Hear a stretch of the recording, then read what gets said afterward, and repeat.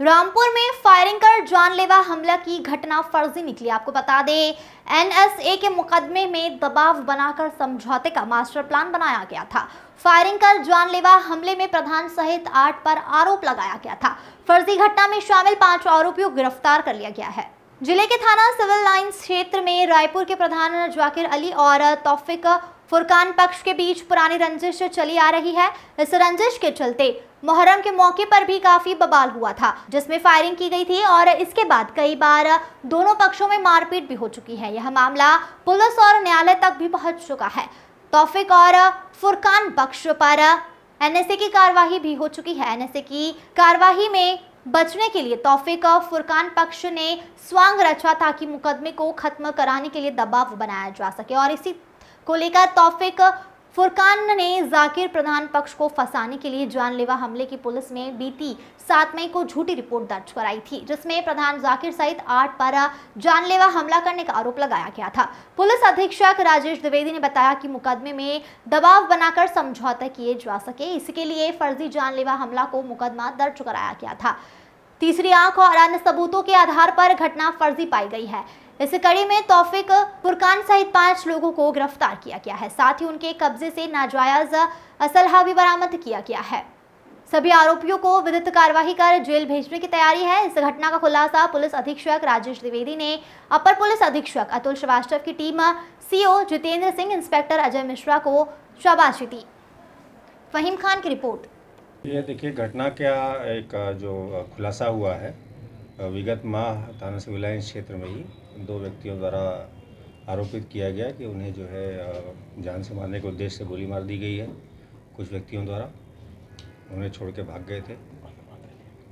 इस संबंध में जो जानकारी की गई तो ज्ञात हुआ कि विगत वर्ष ये जो घायल लोग थे, इनके द्वारा जो नामित अभियुक्त हैं, उनके परिजनों पर मुहर्रम के दिन हमला किया गया था गोलियों से और वो घायल हुए थे, जिसमें ये और इनके परिवार के लोग सभी लोग जेल गए थे। कई के खिलाफ एनएसए भी किया गया था। घटना संदिग्ध लग रही थी क्योंकि पुरानी रंजिश है और फिर इस अब कहना कि गोली मारी गई है। इस संबंध में मेरे द्वारा निर्देश दिया गया था एडिशनल एसपी को, सीओ सिटी को, इसको ठीक से जांच करें। कुछ लोगों से वार्ता करने पर जानकारी हुई कि ये षड्यंत्र के तहत किया गया है और पूछताछ की गई, सीसीटीवी फुटेज देखा गया, इलेक्ट्रॉनिक एविडेंस गैदर किया गया, मुखबिर मामूर किए गए तो ज्ञात हुआ कि इसके कुछ प्रत्यक्षदर्शी हैं जिन्होंने देखा कि ये दोनों जो घायल हैं, इनके 2 अन्य साथी हैं, उनके द्वारा यह घटना कारित की गई ताकि जो है दूसरे पक्ष को, जो कि वादी था पिछले मुकदमे का, उसको फंसाया जा सके और समझौता किया जा सके। इसी क्रम में और जो पूछताछ हुई और जो सूचनाएं मिली, इसमें कुल 5 लोग अरेस्ट किए गए हैं, जिसमें से 2 घायल हैं। पुलिस को झूठी सूचना देने के लिए 2 व्यक्ति हैं जिनके द्वारा मौके पर इनको अलग अलग गोली मारी गई ताकि इसको घटना का रूप दिखाया जा सके। एक व्यक्ति है जिसके द्वारा ये असला वेपन सप्लाई किया गया जिससे कि गोली मारी गई थी। इनके द्वारा स्वयं बताया गया है कि जब ये जेल से छूट के आए, इनके द्वारा समझौते का प्रयास किया गया, किंतु जो वादी पीड़ित पक्ष था उसके द्वारा कहा गया कि हमारे परिजनों को गोली लगी है और जब तक आप लोग को नहीं लगती है कोई समझौता नहीं होगा।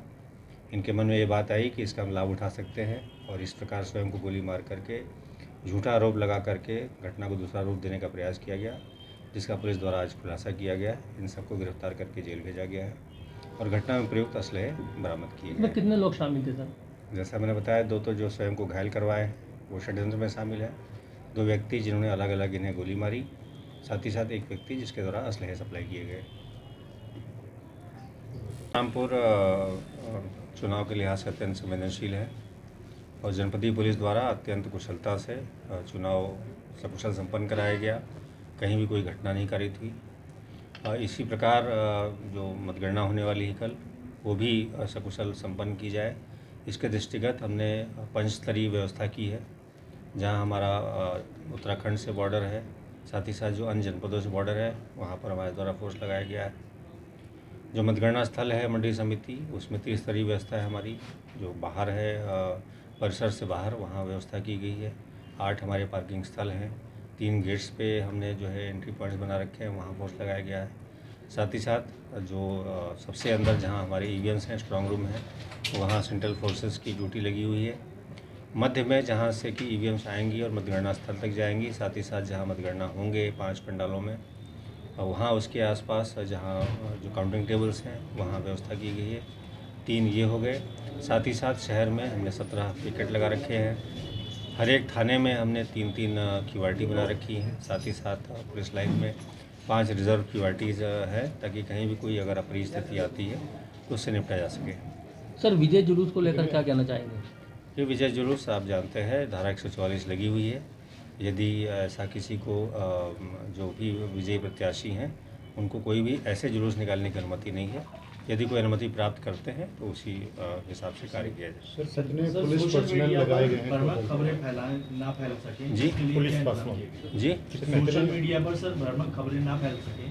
देखिए, जब से चुनाव प्रारंभ हुआ है इवन उसके पहले से हमारा सोशल मीडिया सेल लगातार सोशल मीडिया पर नज़र रखे हुए है। जो भी ट्वीट्स होते हैं, फेसबुक होता है, इंस्टाग्राम होता है, उस पर नज़र रखी जा रही है और कोई भी जो शरारती तत्व इस तरह का प्रयास करेंगे उनके विरुद्ध कड़ी कार्रवाई की सर, जाएगी। 3 स्टेज क्वाड्रन में कितने पुलिस पर्सनल लगाए गए हैं? जितना मैंने आपसे बताया, ये एक सुचारू रूप से चुनाव के राइज के पर्याप्त रूप से हमने पुलिस बल लगा रखा है।